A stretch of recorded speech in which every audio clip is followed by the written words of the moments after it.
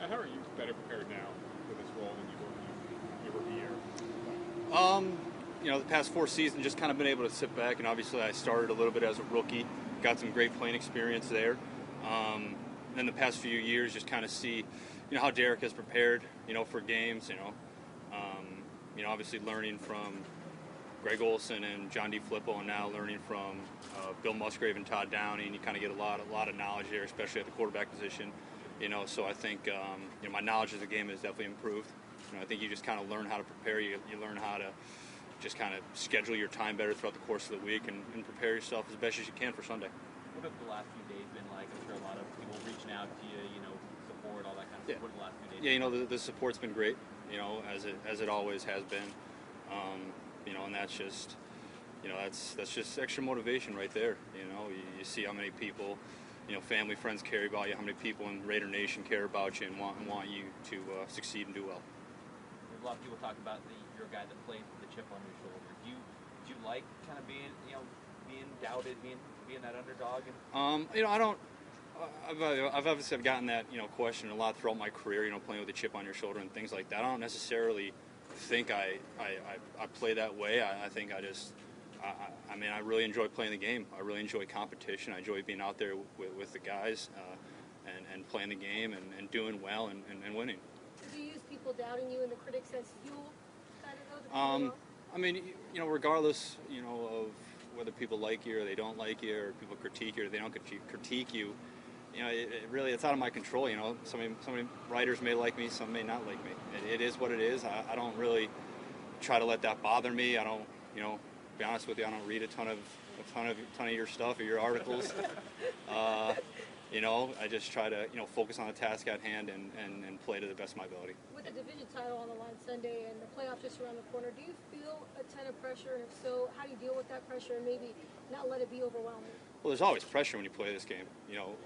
You talk about proving yourself week in and week out and things like that. You're constantly trying to prove yourself. This is a performance-based business. And if you're not playing well and you're not winning and you're not doing well, then you're not going to be a starter very long, especially at the quarterback position.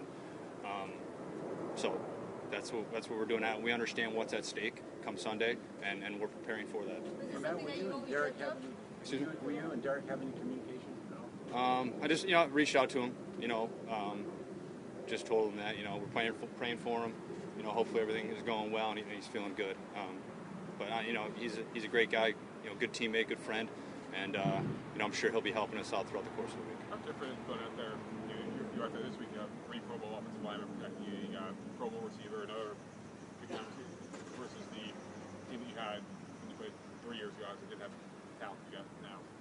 I don't really, think about that. I don't think about, the situation I was in, when I was a rookie, the situation I was in now. 2013 was great for me to get experience, great playing with that group of guys. We were in position to win games. Unfortunately, we couldn't put it all together, at certain points of the game to win. And now, with this group of guys we have, obviously we've got some good guys, some good Pro Bowl players. It's exciting. We got, obviously, Rodney and Donald and KO and Gabe and Menelik and Austin, just this real solid group of guys, good players, and I really look forward to this week of practice with them and look forward to playing with them on Sunday. How big, Matt, was that third down conversion for you as far as establishing the chemistry with Amari going forward to show not only that you could make that throw, but that he knew where to be and could go up and grab that for you as far as chemistry going forward? Well, Amari's first and foremost a very intelligent player, and secondly, obviously his athletic ability just jumps off the charts. I haven't had the opportunity to throw a lot of balls to him the past few years, in practice or in games, but you just see on film, you see throughout the course of the week how he runs his routes certain ways. He's going to be in the right spot, and in a situation like that, you want to win the game right there. You want to put yourself in the position to kneel 3 times and win. Hey, Amari's a playmaker, and I believe in giving guys a chance to make plays for you when you need it. It's a lot of the next couple of weeks getting in extra time, maybe after practice, before practice, with those guys to get the extra reps with those. Definitely. I feel like mentally, my approach has always been well, but I think just physically we need to get a little more reps here and there, get our timing down with one another. But those guys are on board. They've been great so far. and you know, reaching out to me and coming up to me and just saying, hey, we're here, you know, let's get some extra reps, things like that. What's it like having a guy like Hudson there who's pretty good at the line and helping make checks and things like that, to have him as an asset? It's incredible. Rodney's a great player. You know, fun guy to be around, really smart, really bright. So it definitely takes, you know, a little weight off my shoulders there, knowing you got a guy like Rodney out there really help you with protections and play calls, things like that. We spoke about the pressure, but at the same time, how much have you dreamt about this moment, leading the team into the postseason? It's exciting. You know, this is a position that you want to be in. You know, this is why you spend so much time, you know, trying to master your craft, and why you put so much time in the weight room, in the film room, and on the practice field is for games like this and for moments like this. So we're definitely aware of where we're at right now, and again, what's at stake come Sunday, and we're excited about it. Got to ask Matt, because fans have been asking too. The Twitter thing. You block a lot of people, block a lot of media, block a lot of fans.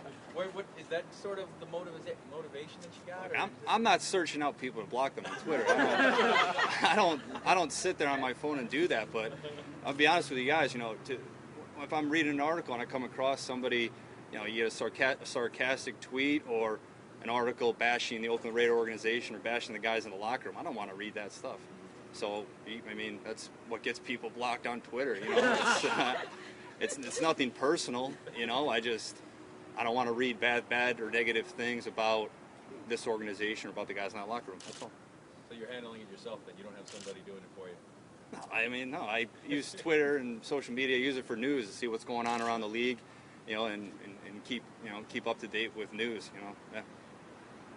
So I don't even really tweet, or you know, I retweet stuff sometimes, but I don't. You know. Does that have any more for Matt?